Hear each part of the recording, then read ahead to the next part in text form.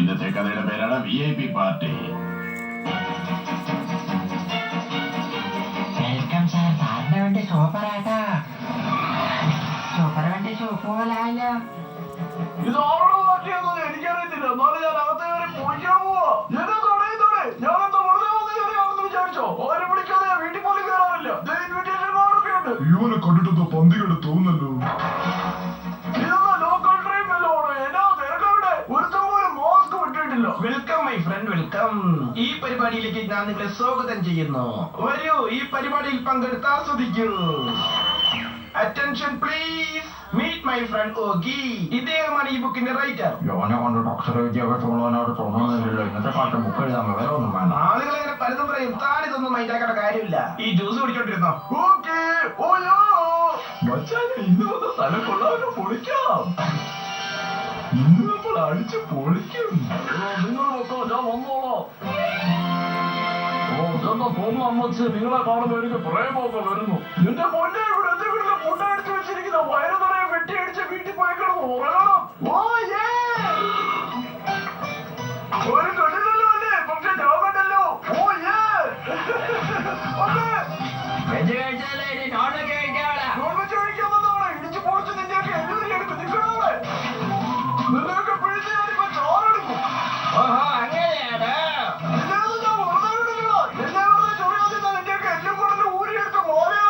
ഇവനെ ഏത് നേരത്താണോ ഇങ്ങോട്ട് വിളിച്ചത്? ദേഷ്യം വന്ന് ഓകിക്കുട്ടൻ അവിടെ ഉണ്ടായിരുന്ന ഭക്ഷണം മൊത്തം അടിച്ചു പൊളിച്ച് നശിപ്പിച്ചു കളഞ്ഞു.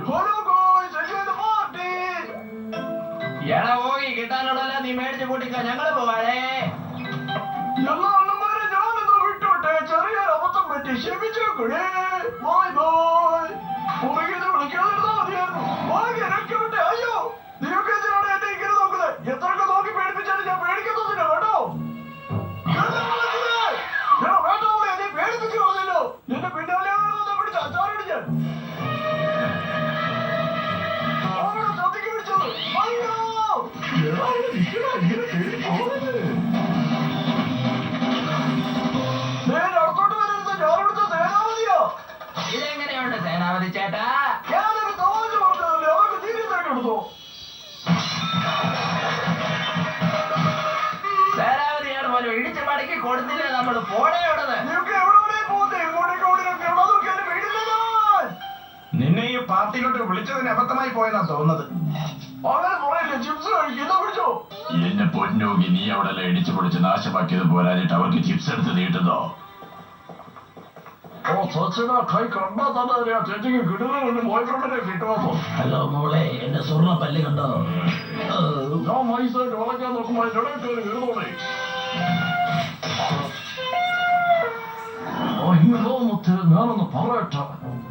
എവിടെ പോയാ ജഗനും മകനും ഗഗനും?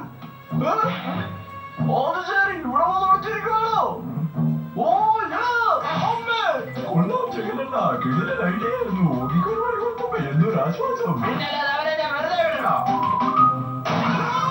എന്റെ അമ്മച്ചി, ഇത് ലൈബ്രറിയല്ലേ? പണി പാളിയെന്ന് തോന്നുന്നു. തോലയ്ക്കുമിത് സൂര്യാകാശം മഴയും ഒരു ഭൂമി. എല്ലാവരും എന്നെ ഇങ്ങനെ നോക്കുന്നത്. ഞാനൊരു പുസ്തകം വായിക്കാൻ വന്നോ? നിങ്ങളും വായിക്കുക. എന്ത് വെച്ച് ചേട്ടാ, പുസ്തകം വായിക്കുന്നില്ലേ? എന്റെ ബുക്കിന്റെ പേപ്പർ തിരിച്ചു ചേർക്കുന്നോടെ നിന്നെ ഒന്ന് ഞാൻ ഓർമ്മയാകുന്നില്ലോ.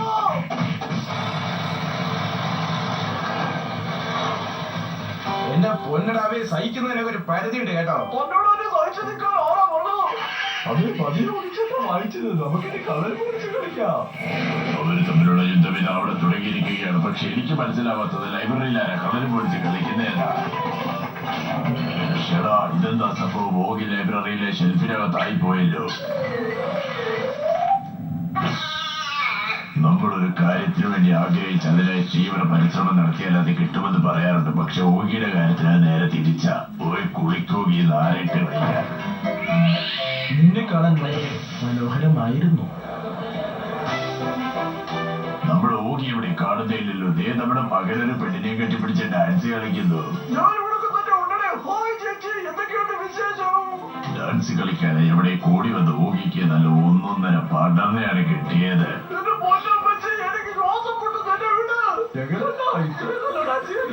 കണ്ടിട്ടില്ല. മകൻ പെണ്ണിനെ കൂട്ടി ബാൽക്കണിയിൽ വന്ന് നീലാകാശം കണ്ട് രസിക്കുകയാണ്.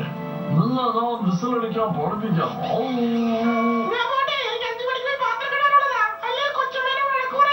എന്റെ മുത്ത് എഴുന്നേറ്റിട്ട് പോവല്ലേ, അങ്ങനെ പറയല്ലേ, തിരിച്ചു വായോ. നിനക്കായി ഞാൻ എന്റെ ജീവൻ വരെ തരാൻ തയ്യാറാ. അങ്ങനെ